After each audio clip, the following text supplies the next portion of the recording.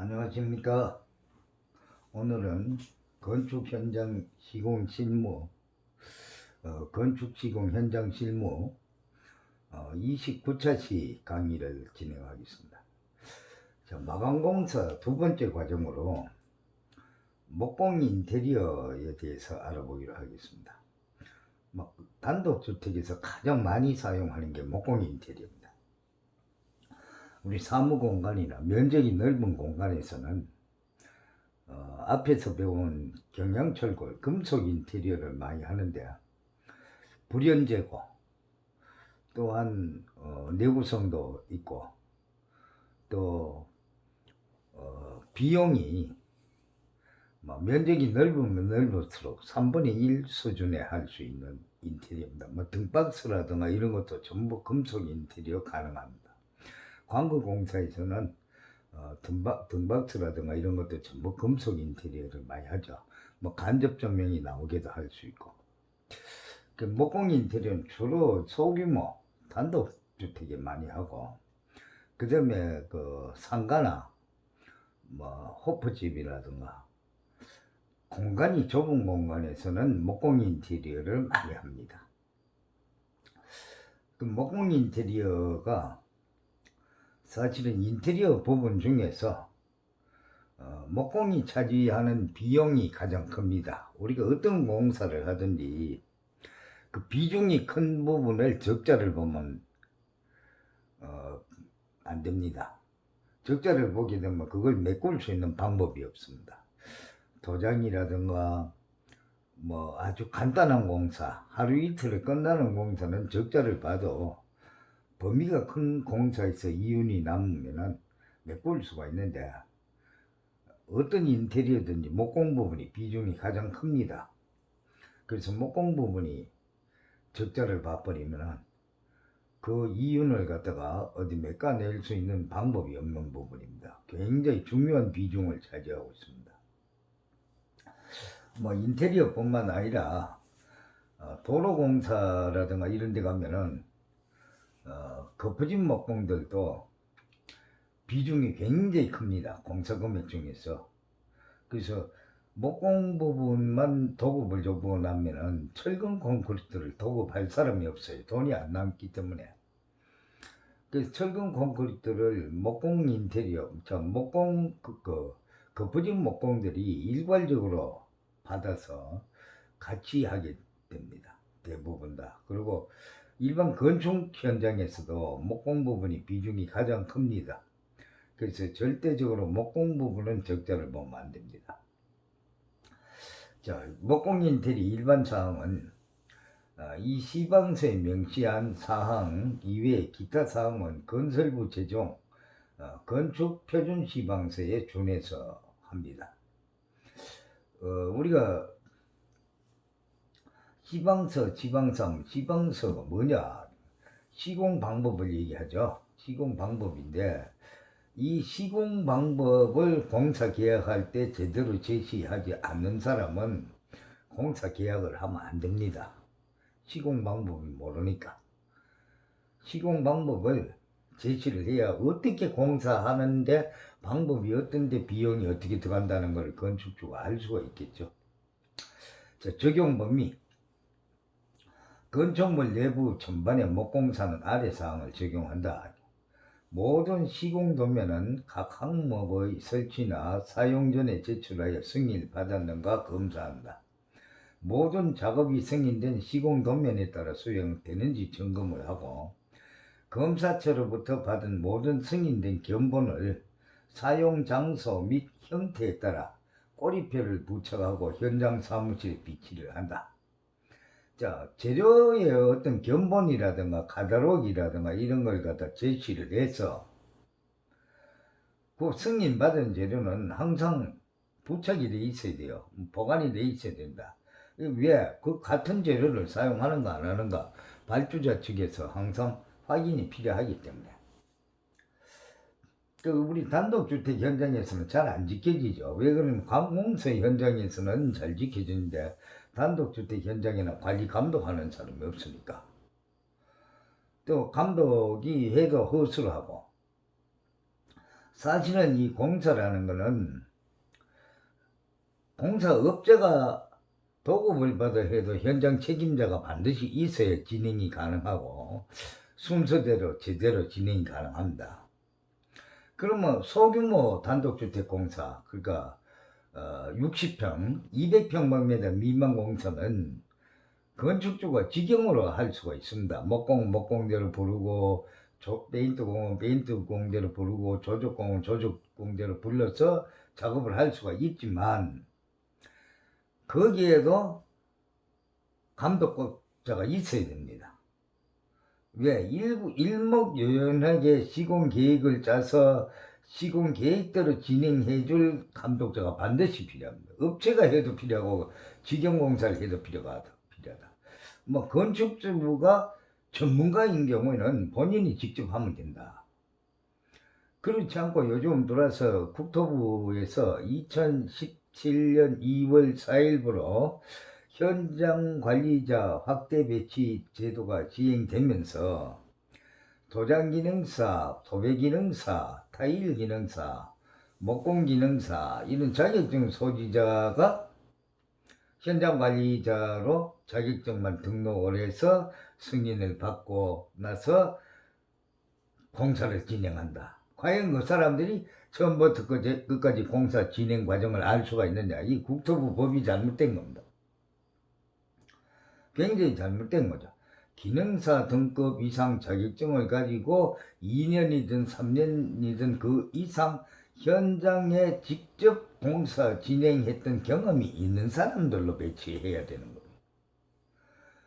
전혀 도배만 하러 2년을 댕기거나 3년을 댕기는데 터파기를 어떻게 하는지 콘크리트를 어떻게 탓을 해야 되는지 모른다. 그럼 모르면 어떻게 되느냐. 특히 건축공사 현장에서는 일은 일하는 대로 마음대로 하고 감독자라고 있는 사람은 구경만 하고 저게 제대로 하는 건지 못하는 건지도 모르고 돈만 지급해야 되는 거죠. 굉장히 잘못된 거죠.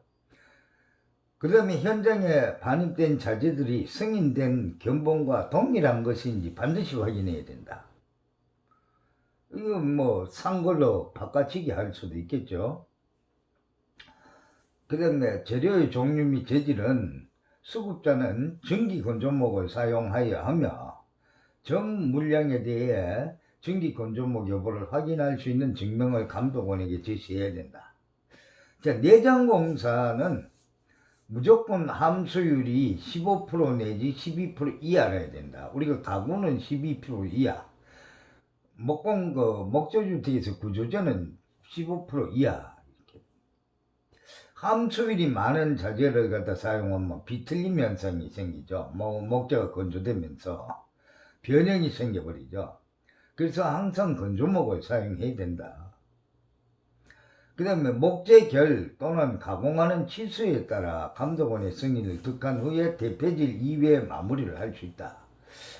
자, 목재를 규격을 30에 30각재를 쓰기를 해놓고 실제로는 27각재를 들여와서 그것다가 또 대패질을 해야 되는 건 대패질을 내버리면 치수가 안 나오죠. 그래서 개인 공사는 이런 게 그렇게 문제가 안 되는데 광고공사는 문제가 됩니다. 대패질 했을 때 마무리 치수를 갖다가 얘기하는 겁니다. 그 광고공사에서는 목재는 규정된 용도에 따라 종류와 등급을 검사해야 하고 등급 기준에 따라 결함사항을 검사합니다.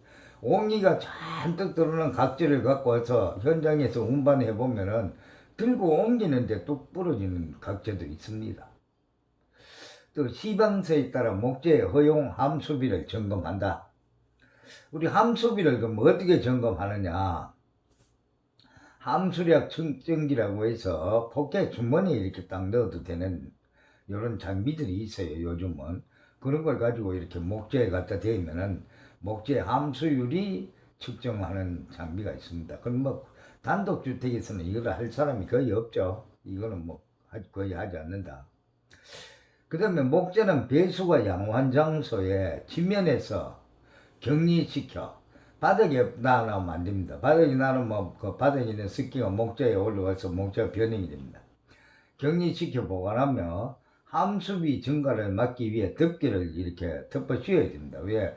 밤에 되면 이슬도 맞고 비 오면 비도 맞고 이렇게 되니까 비틀림을 방지하기 위해 겹쳐 쌓아야 된다. 목재를 그러니까 한 개 한 개 따로 막 흩어져서 쌓으면 비틀려지고 이렇게 되니까 차곡차곡 쌓아서 통풍이 되도록 이렇게 쌓아야 된다는 거죠.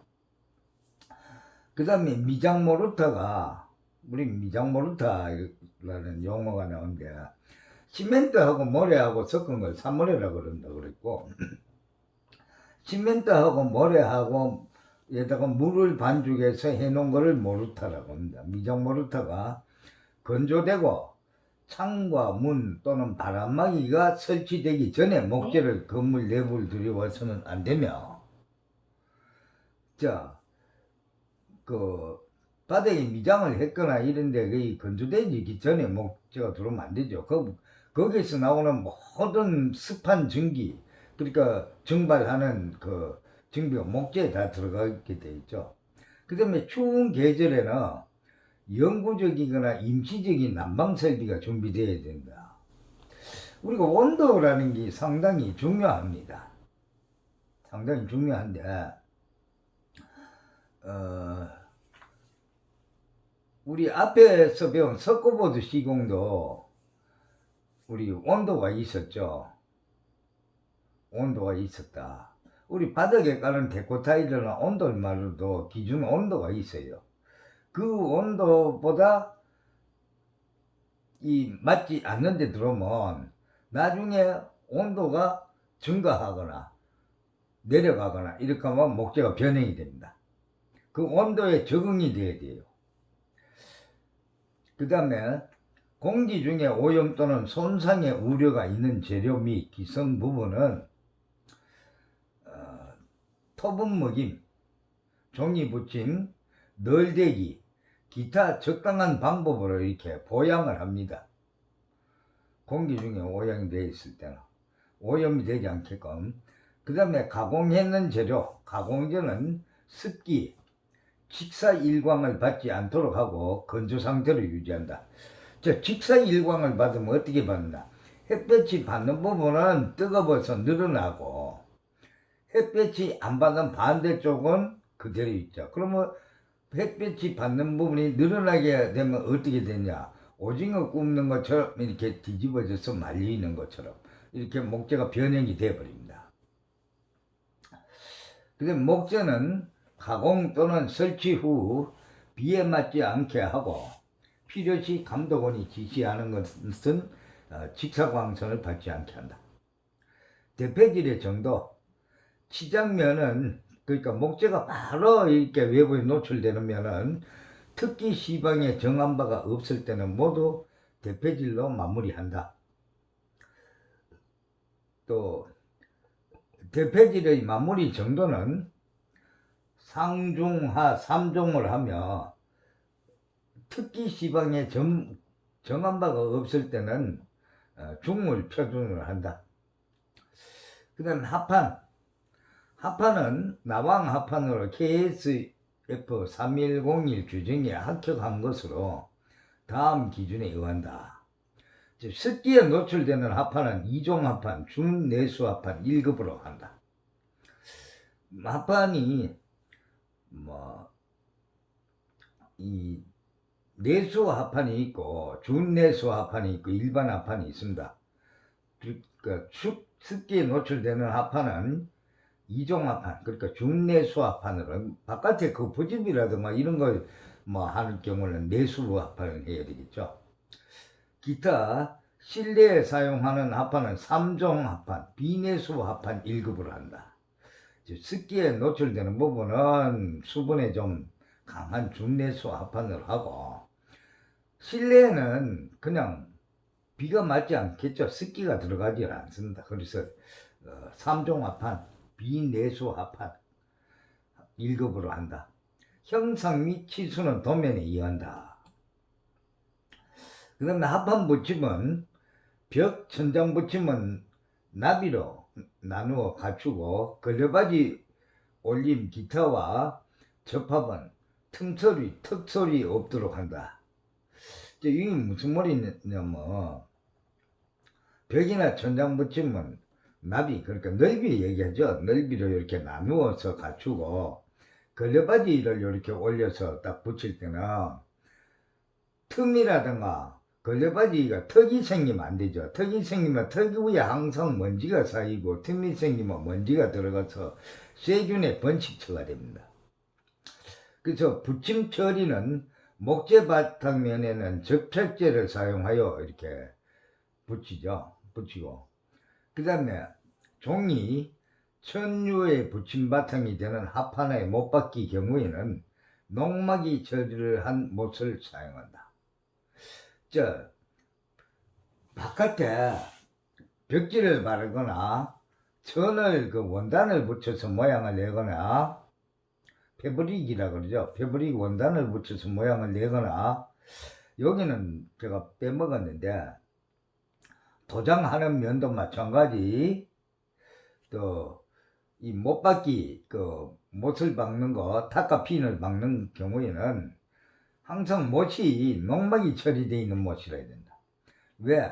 못이 녹이 있으면 녹물이 밖으로 배어 나오기 때문에 보기 싫어서 안 된다는 거죠. 자, 녹물은 그러면 얼마만큼 많이 배어 나오냐? 바닥에 우리가 돌을 붙일 때 몰타를 갖다가 고른 몰타를 30mm 이상, 두껍게는 50에서 70mm까지 깔고 돌을 붙입니다. 왜? 돌을 수평되게 다 골라놓고 돌을 공망치로 때려서 높낮이를 맞추고 붙이려고 하면 몰타를 두께가 두꺼워야 내려가고 이게 조정이 되죠. 높낮이가. 그렇게 붙일 때 청소를 깨끗이 하지 않아서 바닥에 못이라든가 볼트 동아리라든가 있으면은 그것이 얼마 안 가서 녹이 슬어서 녹물이 돌 밑에서부터 올라와서 화강석 바닥에 녹물이 시뻘겋게 남아 있습니다. 그거는 닦아내는 방법이 없습니다. 밑에서부터 스며 올라왔기 때문에 갈아내도 안 됩니다. 그러면 돌을 뜯어내고 교체를 했는데 교체를 하면 또 올라옵니다.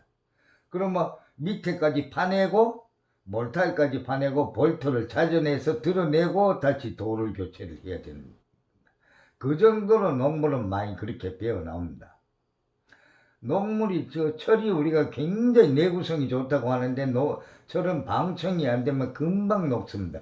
우리가 바깥에 철근을 놔놓고 일주일만 지나 보십시오. 무조건 뻘겋게 녹습니다. 그 다음에 판 나누기는 도면에 이겨 나누기를 하여 나간다.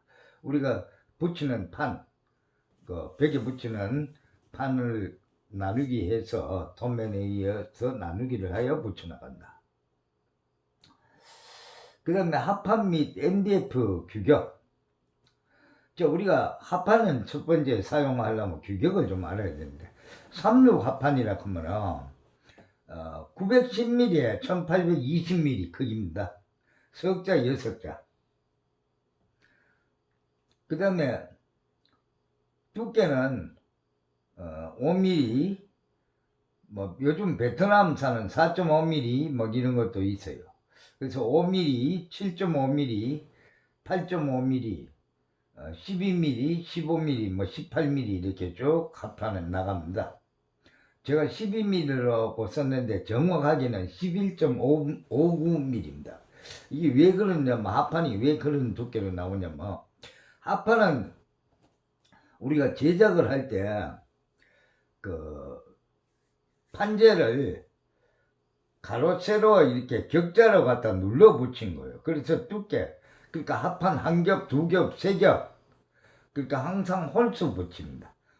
3프라이냐 5프라이냐 7프라이냐 그 프라이 수에 따라서 합판이 두께가 정해지기 때문에 합판의 미리수는 단위가 소수점 끝단위도 들어가고 하는데 제가 뭘 생략을 했어요. 우리가 일반적으로 쓰는 걸 했는데 5mm, 7.5mm, 8.5mm, 9mm, 15mm 그리고 합판이 3부라 그러면은 우리 7.5mm도 3부라 그러고 9.5mm도 3부라 그러는데 원래 3부는 9mm죠. 합판은 9mm가 딱 맞는 건 없습니다. 그 7.5mm는 비폼이고 8.5mm는 정폼입니다. 이 두 가지가 가장 많습니다. 그래서 우리가 석고보드를 붙이다가 합판을 붙이게 되면은 두께가 똑같은 줄 아는데 석고보드는 9.5mm고 합판은 정품을 갖다 붙여도 8.5mm가 단차가 생깁니다. 마감 공사 때문에 우리가 목공은 이와 같은 두께 규격을 잘 알고 붙여야 됩니다. 그래야 마감을 제대로 만들 수가 있어요. 마감이 요철이 되고 턱이 생겨버리면 마감이 안 되죠. 특히나 목공은 이와 같은 걸 잘 알아야 된다. 그 다음에 48 합판이라 그러면은 1220에서 2440이다. 1220에서 2440이다. 그 다음 두께는 3mm, 4.5mm, 7.5mm, 8.5mm, 12mm, 15mm, 18mm 등 이 합판이 이렇게 쭉 두께별로 나옵니다. 역시 7.5, 8.5를 우리가 현장에 가면 제일 많이 씁니다. 거푸집 목공은 12mm를 가장 많이 씁니다. 그래서 7.5나 8.5를 3부라고 하죠. 옛날에는 이 3mm 갖고도 뭐 합판 천장을 많이 했어요. 3mm 천장. 자, 합판 사용 불가품. 자, 합판인데 우리 사용하면 안 되는 거. 외부 충격에 의해서 상처를 입은 거, 일부라도 부식 또는 오염된 합판, 부식된 오염된 합판 계속 썩어 들어가겠죠. 붙여놓으면. 그리고 도배나 도장을 해놨을 때 외부에 자꾸 그 썩은 물이 나오게 됩니다. 좀 먹었거나 옹이 박힌 합판. 그러니까 미소 아파트로 모양으로 원래 옹이가 된 있는 합판이 있고, 그냥 일반 합판인데 공기가 있는 거는 구멍이 빠지게 되어 있습니다. 그게 좀 먹었거나 옹이 박힌 합판. 그 다음 찢어지거나 파손된 합판. 마감을 할 수가 없죠. 할 수가 없는 거죠. 중간 부분을 이은 합판. 그러니까 합판을 하다 보면 얇은 판재를 켜서 격자로 붙였는데 중간에 이렇게 이어진 합판들이 가끔 나옵니다. 짜투리 자질을 갖고 해놓은 거. KS 규격품이 아닌 합판. 저 KS 규격품이 아닌 건 아까 보면 7.5mm, 8.5mm가 두 가지 다 3부라 그러는데 7.5mm는 KS 규격품이 아닙니다. B품이라고 합니다. 근데 원래 이거는 쓰지 않아야 되는데 실제로는 돈이 사기 때문에 다 씁니다. 근데 일반 공사에는 다 쓰는데 광급 공사에는 8.5mm가 아니면 안 됩니다. 기타 감독원이 불합격 판정으로 교체를 요구하는 합판. 자, 합판을 왜 교체를 하라 그러냐. 합판은 똑같은데. 근데 합판을 보면은 옆에 측면에서 보면은 이 중국산 그 3종 합판 경우에는 구멍이 뭉뻥 뚫어져 있어요. 밟으면 푹 찌그러지는 합판도 있어요. 그럼 불량 합판이 들어오면 교체를 해야 되겠죠. 당연히. 그런 합판을 쓰면 안 된다. 그 다음에 현장에서는 MDF도 굉장히 많이 쓰는데 목재 조각을 고온 고압하에 특수 접착제와 함께 열압 형성한 섬유판을 우리가 MDF라고 합니다. 그래서 그 비중이 0.04에서 0.08 정도가 나옵니다. 대부분 MDF는 0.065 정도 나온다고 보면 됩니다. 비중이. 자, 규격은 다 48로 나옵니다. MDF는. 그러니까 합판 치수가 똑같습니다. 1220에서 2440mm 가로세로 거기에다가 두께가 3mm, 6mm, 9mm, 15mm, 18mm, 25mm 등 이 MDF는 두께가 치수가 딱딱 이렇게 3, 6, 9 이렇게 딱 떨어지게 나옵니다. 그리고 MDF는 뭐를 만드는 주로 가공품, 필름을 붙이거나 도장도 잘 되고 면을 깨끗하게 해서 어떤 모양을 만들어서 등박천을 만든다거나 수납장을 갖다가 만든다거나 만들어서 필름을 붙인다거나 이런 데 전부 사용하는 게 MDF입니다. 우리나라에는 잘 없는데 MDF 대신에 MUF를 쓰는 경우도 있습니다. MUF는 색깔이 청색이 나오고 MDF는 그냥 목재색 비슷하게 나옵니다. MUF는 그 24시간을 조각을 갖다가 바켓에 물을 담아놓고 내가 실험을 해봤어요. 해외 공사하면서. 그 물이 한 방울도 물이 안 스면서 들어요. 그 정도로 좋은 제품입니다. 좋은 제품이고. 우리 MDF, 우리나라에서 주로 많이 사용하는 MDF는 물이 들어가면 이렇게 부풀어 오르고 변형이 생기고 그렇게 되죠. 오늘은 여기까지 하고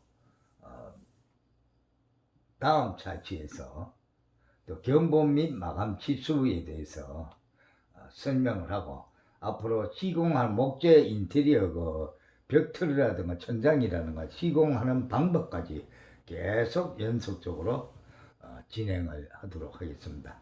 수고했습니다. 오늘 마치겠습니다.